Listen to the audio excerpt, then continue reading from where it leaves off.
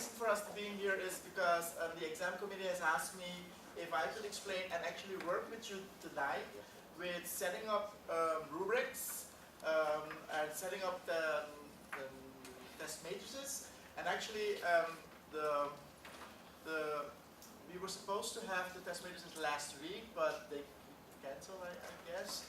And so this is what they want from us to do. They want us to do now, tonight, is if you have a course outline, a course manual, and one of the requirements that is being asked according to accreditation, according to quality assurance, is that every test and every exam needs to be accompanied by either a test matrix or a rubric, and that needs to be submitted when you actually submitted your test for this to be proctored or retained by your students.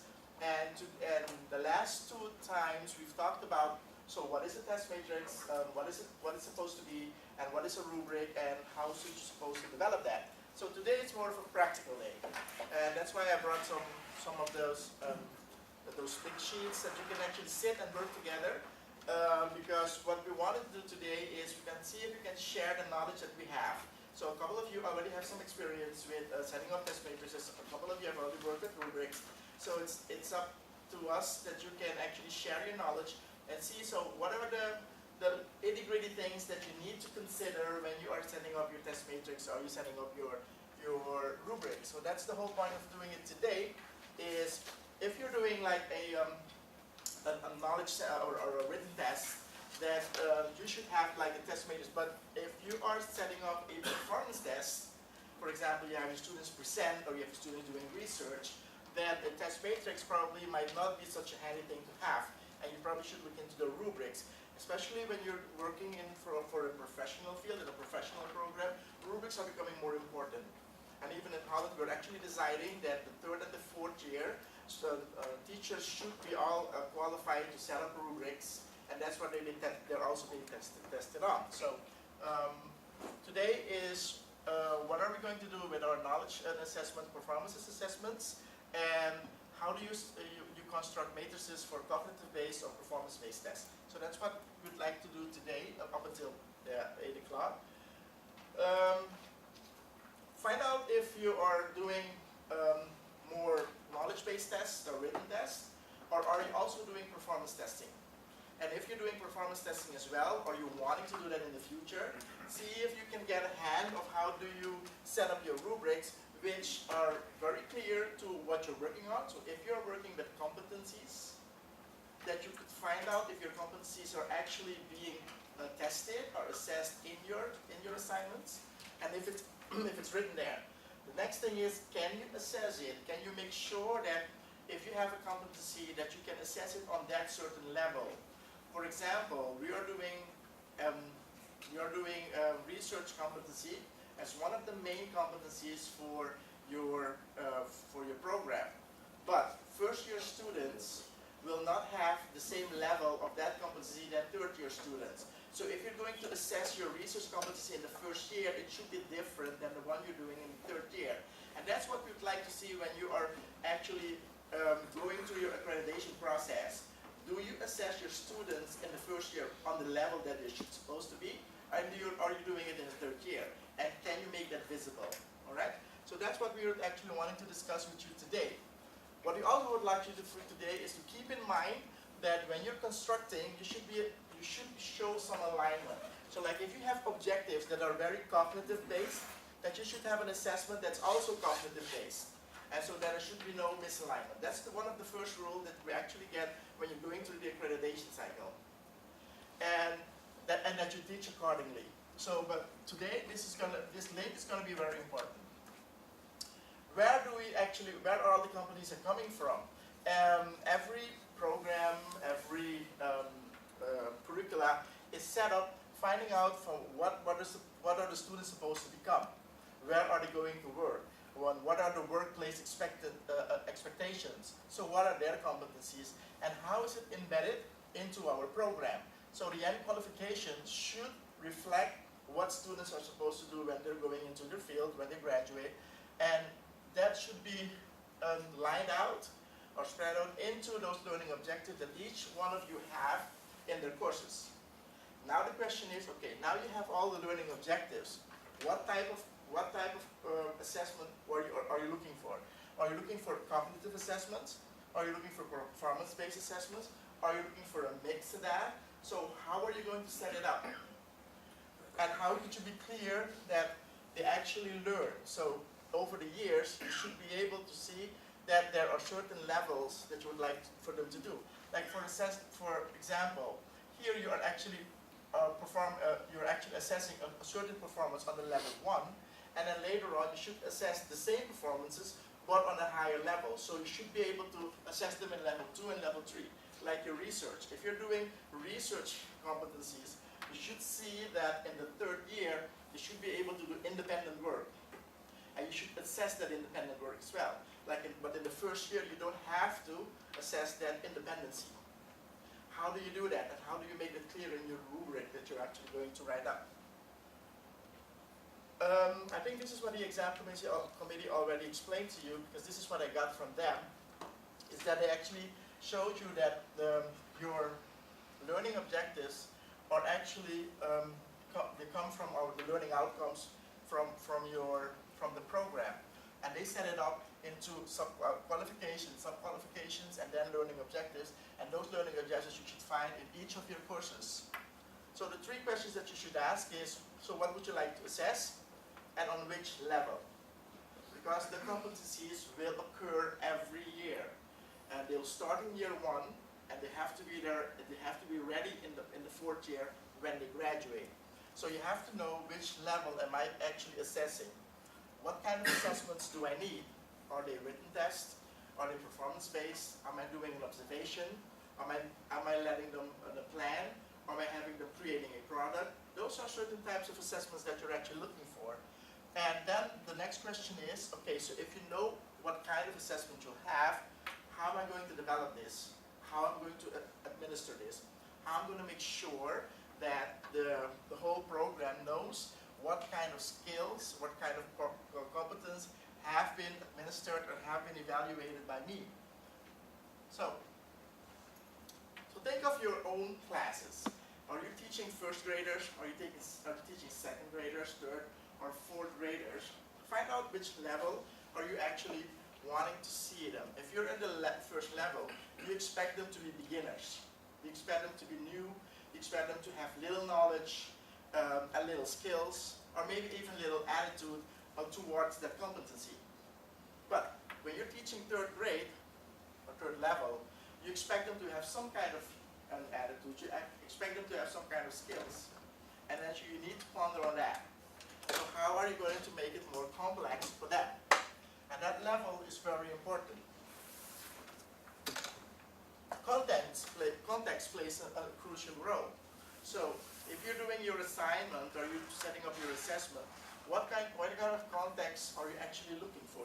This is becoming more and more important, because what we used to do is we would like, when we create programs here, we would like to have the curriculum coming over from Holland. So we usually take them from the university and we use it here, and then we just teach. It doesn't work that way. What we've seen is that context plays a very crucial role, because the society here, the institutes, the society here is different than the one that you're actually than the Dutch is. So you need to find out if I get students ready to go into the accountancy, what is the accountancy culture here? If I have make them ready for banking, what kind of banking are we doing here? What are the systems that are used here?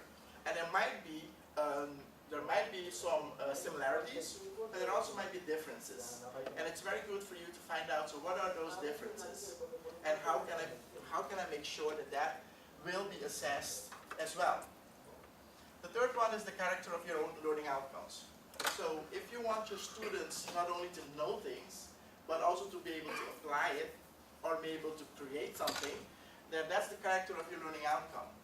If you want your students to be more creative, you want your students to be more, you have more analytical skills, See if you can find it in your learning outcomes. See if you can find it in your learning objectives. See if you can find an assessment that will actually assess critical or analytical thinking. So what kind of assessment do I need to do for them to be more analytical? And how can I assess that? So those are the requirements actually when you're choosing your appropriate assessment method. So the first thing actually that you do when you're doing or you're actually preparing is finding out, okay, what kind of form do I need? A test matrix is very good for when you are assessing cognitive levels. When you want to know, I want to know if students know a lot about a certain topic. But I also want to know if students not only know about it or understand it, I want to know if they can apply it. So it's still cognitive, but it's on a higher level. So I shouldn't only ask, so what is this, or define this, or explain this to me, but I also want to know, so how are you going to use this in that system, or in that? And that's a whole different question. So then you see that you are actually going up a certain level, and as you go up, you find out that they are getting more difficult and more complex. And this is what we would like to see in our program. We would like to see that students not only remember and understand, we would like to see that students can evaluate and can create, because this is what our society expects them to do. I would expect them for students to be able to be independent, to be critical, to be able to evaluate and create. But what kind of assessment should I use to be able to have students create?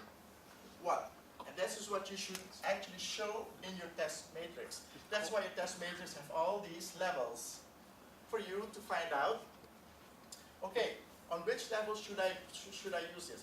If I'm teaching first graders research, and I know that students are not really savvy in doing research, I'll probably have them to do a lot of understanding. So what is research about? What can it do? What is the impact on society? So that's more of the understanding and the remembering. And maybe a little bit about on the applying. So if you would like to do research in this room, what would be a suitable one? So you'll probably be applying it, but at a more simple way. When you go into your next level, like in the level 2, the second year or third graders, I would like them to be able to evaluate some research, but also to be able to create the research. I would like students in the 4th year, when they graduate and they go to work in a firm or in a company, they should be able to do some kind of research for that firm, because that's why they're hiring them for. I would like my students, my graduates, when I hire them into my firm, I want them to be independent, I want them to have the right attitude, and I want them to be able to do research. So when I'm going to give them the assignment, it has to be in this part. So my level 3 or my level 4 assessment should be here and not there. And this is what I would like to see in the program.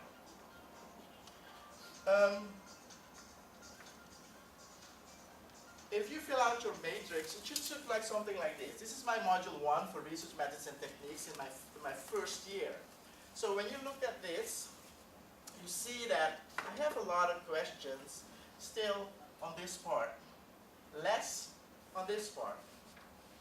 I also have them like some analyzing, but I don't see my creating and my evaluating isn't here yet. I don't expect my students to be able to do it in the first year, in the first period, after they have eight weeks of class, that they should be able to do some creative or some evaluating questions.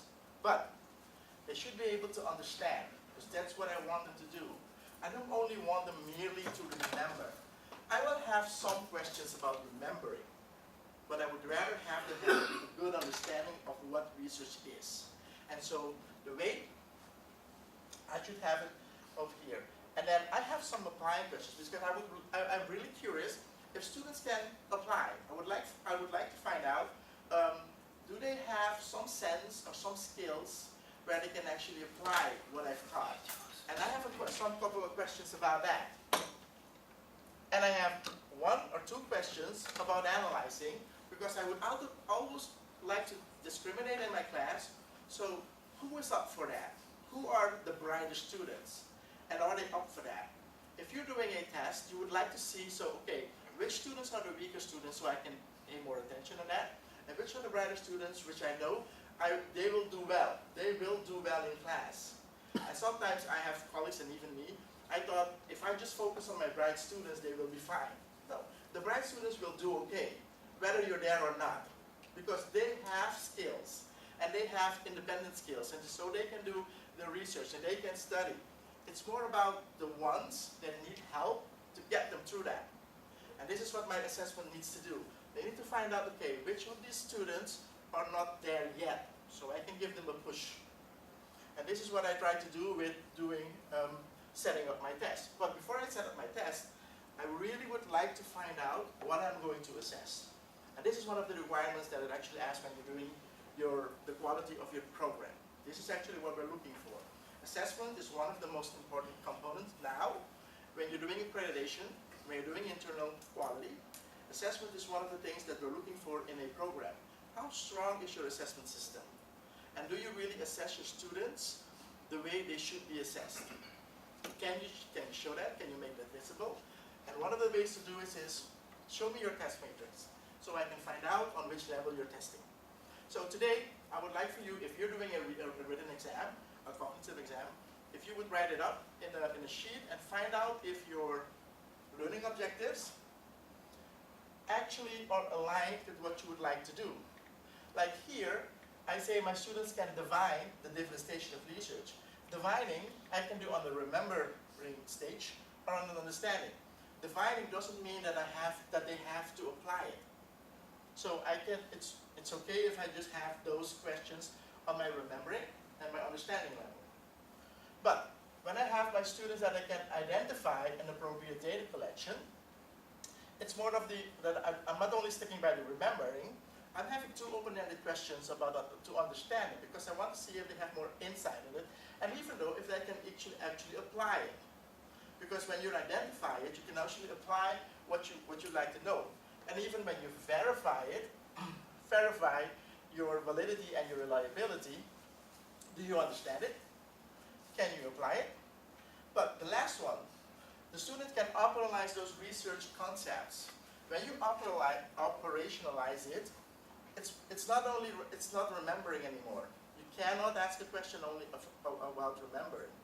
You need to have a good understanding. You need to be able to apply it, and sometimes you need even to analyze it.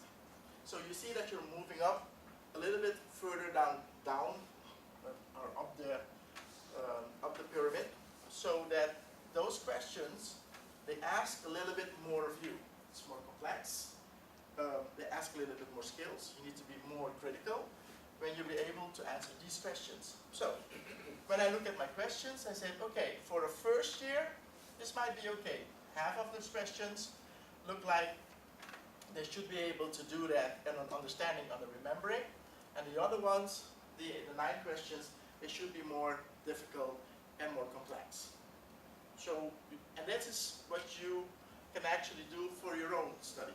Like, do you have a question? Yes, and this you can give your students up front before your class started, right? You can, but yes. You can also, what you certainly have to do is you have to make sure that you discuss this. So you have to make sure that you have to tell your students, this is what I would like for you to understand. This, in my class, you will not be able,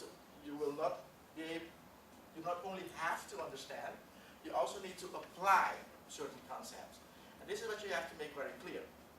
Now, some teachers will show this to their students, and not really specific like how many questions, but they would say, I would put an X here, and I would say you'll have questions about remembering and understanding, but you'll also have questions about applying and analyzing.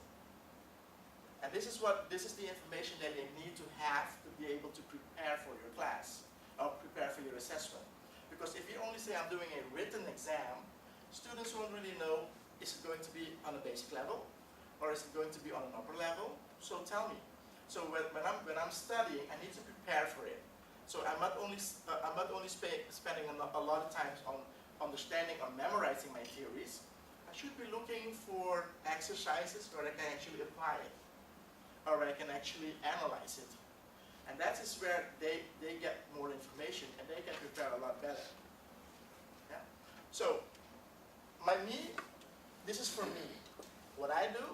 is I'll put X's in there. And I would say for this learning objective, you should be able to understand. For this learning objective, you'll be able to apply, because I'm only taking the higher ones. And for this one, you should be able to analyze. And that gives them more preparation for them and for you as well, because you know exactly how you should set up your test. At previous, I didn't know, so I usually, every time when I have to do my assessment or my testing, I would say, okay, so what am I going to test this year? What am I going to test this year? But now I have a better understanding and a better comprehension of what they're supposed to do. Also, because I have a better understanding of what's going to happen in year 1, what's following in year 2, and what's following in year 3, so I'd be better prepared. I even consider my colleagues, and I talk to my colleagues, so what are you doing in level 2? What do you expect my students to be able to do when they're in your class? Or when they're supposed to be in level 3 or almost at graduation? So these are the things that you need to discuss. Find out what my students are actually supposed to do, and see if you can put it into your test matrix. So this is on a cognitive level. So these are written exams. It's different when you have to do performances. Like I see colleagues doing presentation in the first year, but I also see them doing presentation in the third year, and they're assessing this exactly the same. So where do you see your students excel? Where do you see your students become better? Because you're using the same qualifications on the same level in year 1 as you do in year 3 or you do in year 4. When does it become complex for your students? When do you challenge them? And this is where you should challenge them, because you're speaking about different levels. And this is what I would like to show you. This is what I do with my students. When I'm doing rubrics, I would like for them to find out, okay, so what is the expected performance at the end? What does the company say? So for research, it states students at the 4th level should be able to do some independent research, guided by your researcher, well, guided by the teacher, in this case your researcher. Okay, so this is the performances, right? Then I need to set a couple standards on qualities, like what am I going to look for when my students are doing their research? Well, they have to write a proposal. So I'm going to find out if within that proposal they are able to write a problem or set up a problem. They should be able to, from that problem, be able to write some good research questions. And when they've written their research questions, they will be able to determine which research methods is suitable for those questions. And that's what I find that they should do every time. But do I expect them to do it at the same level as year 1 and in year 3? No. Because in year 3, I would like them to be more complex. So in year 1, they should be able to define a problem, but a simple problem. Because this is where they come in. They come in fresh from high school, so they need to get adjusted to problems. They need to be able to identify. They need to be able to see and look around them and see if those are researchable problems. Because they will come with problems that are not researchable. Like, does God exist? Or, and I'm doing biology, so my students would say, can I do a research in finding out which of those plants are really good for the voodoos? I said, I don't know. I don't know. But those are questions that you'll get, not are researchable. But you can make it very researchable, because you can say, okay, so which of those plants have an hallucinated effect? That's different, and that makes it researchable, because then you're looking for other things. So these are where my first year students would come in, and they have all kinds of questions, because hey, biology, you can do everything. I will find a cure for cancer. That's what they say when they come in the first year. And I said, well, I might be able to help you get along your dream. I may not be sure that you'll be finished by that, if accomplishing your dream, but let's start with what would you like to do? So my standards, my quality, and my degrees of accomplishment is very set. So in my first year, I would like my students to be able to do simple research. So they don't only know about research questions, but they have to do the whole research. And this is one thing that I didn't start when I started teaching, because in the first year I thought they should be able to do problems, in the second year they should be able to do research questions, in the third year they should find methods, and in the fourth year they should analyze. Now, I said I have to complete the whole cycle. So in the first year, they need to do problems, questions, methods, but on a basic level. In the second year, I need them to do a more complex problem with more complex research and with a research method that's more challenging. In the third year, I want them to get there where they're supposed to be on a bachelor level. So I told them, this is going to be a problem, that really mirrors the problems that you will find within the society, within that firm, within that company. You need to identify that, and you need to come up with research questions that are viable for that research, for that firm, or for that company. So it gets really close to where they're supposed to be. In the first year, I give them a lot of things to read. I explain a lot.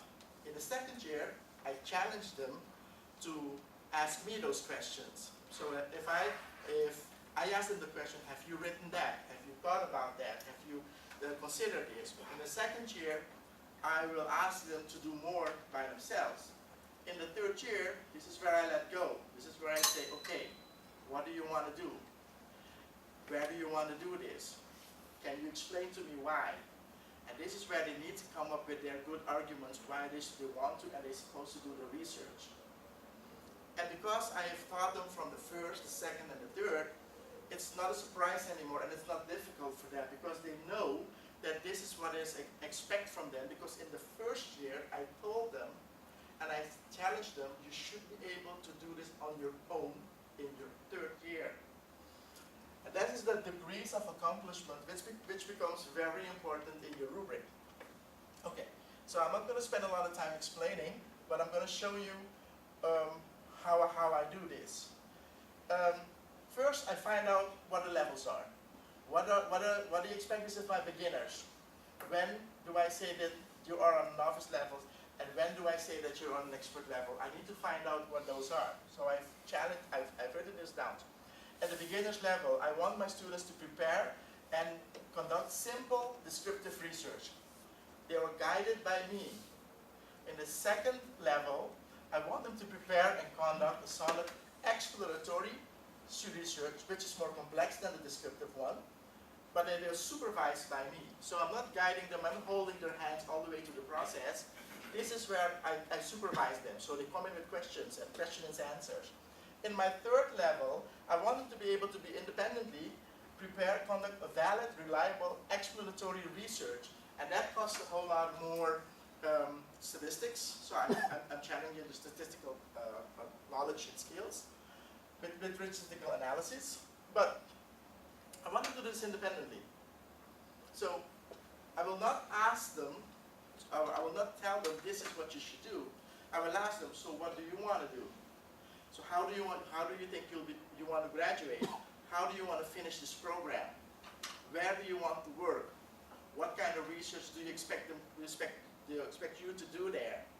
These are questions that are very more workplace oriented, which in the first year I do not have to, but in the third year it's a must. And so if I know that this is going to be the certain levels, I can set up rubrics for each level. And rubric I can use for the beginners, I can use rubrics for my novices, and I can rubrics for my experts. And if I use the rubrics for my experts, they mirror what they should do when they are actually working. Because that has to be recognizable with it. So, if I would, in level 1, sure. So basically, in the previous slide, it almost seems that at level 3 you're not even using textbooks anymore. Textbooks are just, how would say that? Yeah, I use it as a tool. I use it as a tool.